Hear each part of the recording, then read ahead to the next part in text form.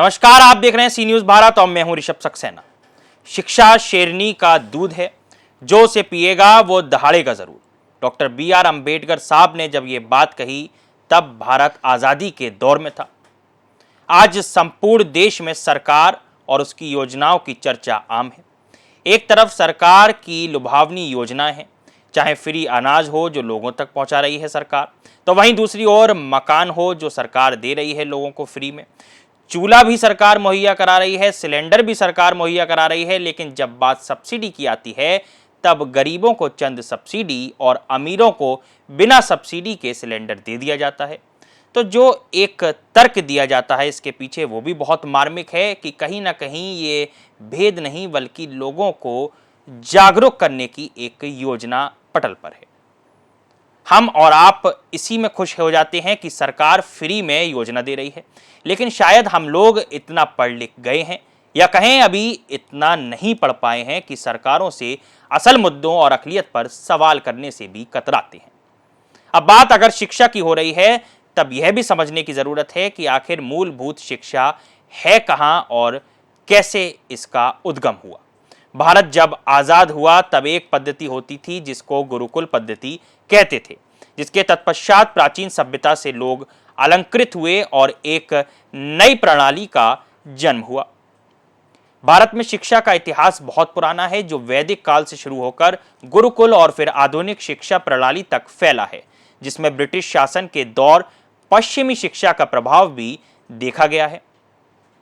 भारत की प्राचीन शिक्षा आध्यात्मिकता पर आधारित थी, क्योंकि जब प्राचीन शिक्षा की बात होती है तो आध्यात्म का जिक्र होना भी पुरजोर तरीके से बनता है।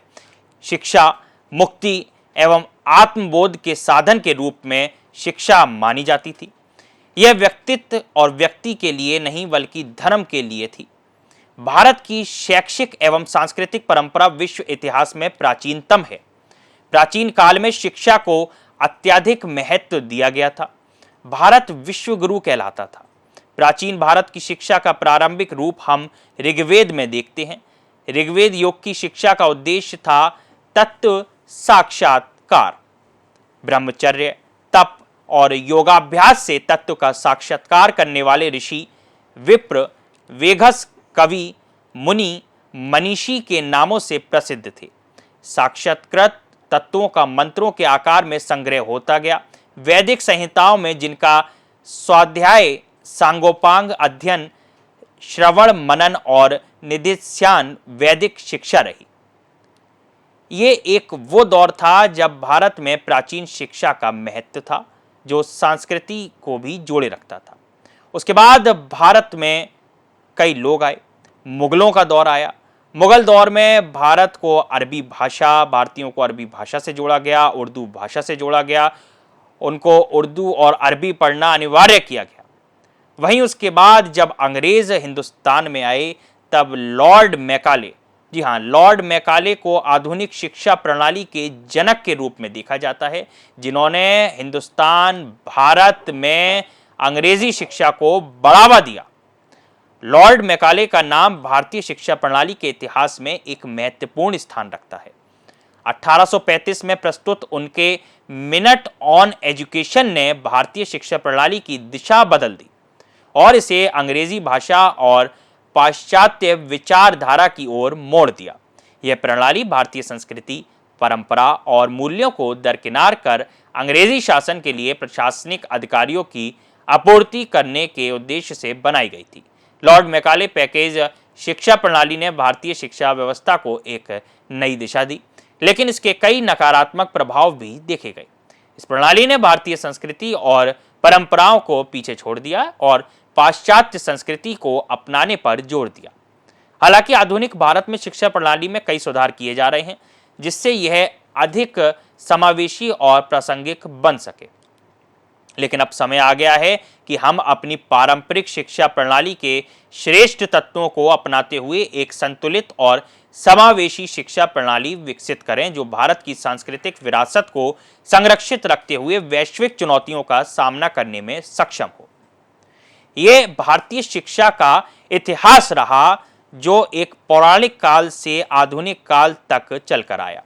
लेकिन अब सबसे बड़ा सवाल जो भारतीय शिक्षा और भारतीय शिक्षा प्रणाली पर है वो यही है कि भारतीय शिक्षा प्रणाली देश की सबसे पुरानी संस्थाओं में से एक है, लेकिन यह अभी भी अनेक समस्याओं से जूझ रही है। वर्तमान समय में भारत में शिक्षा प्रणाली की गुणवत्ता को लेकर गंभीर सवाल उठ रहे हैं। यह प्रणाली छात्रों को व्यवहारिक ज्ञान देने में असफल हो रही है और इसका सीधा प्रभाव देश के सामाजिक एवं आर्थिक विकास पर पड़ रहा है। आज छात्र जो पहले गुरुकुल पद्धति से पढ़ते थे, जहां गुरुओं का सम्मान होता था, छात्रों के व्यक्ति का ही नहीं व्यक्तित्व का भी विकास होता था, वहीं आज गुणवत्ता की बहुत कमी नजर आती है। और ये कमी केवल इसलिए नहीं कि जो शिक्षा है वो पाश्चात्य सभ्यता से जोड़ी गई, बल्कि ये कमी कहीं ना कहीं इसलिए भी है क्योंकि भारतीयों ने अपनी भारतीयता को खोया। भारतीयों ने अपने उस गौरव को तो पाया जो आज़ादी के बाद उसे मिला, लेकिन अपनी उस भावुकता से जुड़े आकांक्षिक गौरव को शायद खो दिया जो उस शिक्षा से जोड़ा गया था, जो कि गुरुकुल पद्धति से जुड़ी हुई थी। शिक्षकों की गुणवत्ता की अगर बात की जाए तो भारतीय शिक्षा प्रणाली की सबसे बड़ी चुनौतियों में से एक मानी गई है शैक्षिक और शिक्षक गुणवत्ता। कई शिक्षकों की योग्यता और प्रशिक्षण स्तर संतोषजनक नहीं होता है, जिससे छात्रों की शिक्षा प्रभावित होती है। साथ ही शिक्षकों की कमी भी एक बड़ी समस्या बनी हुई है, विशेषकर ग्रामीण क्षेत्रों में। अब ग्रामीण क्षेत्रों का जिक्र हो रहा है तो जाहिर सी बात है सरकारी स्कूल और प्राइवेट स्कूलों के बीच का बड़ा अंतर भी जिक्र करने के योग्य है।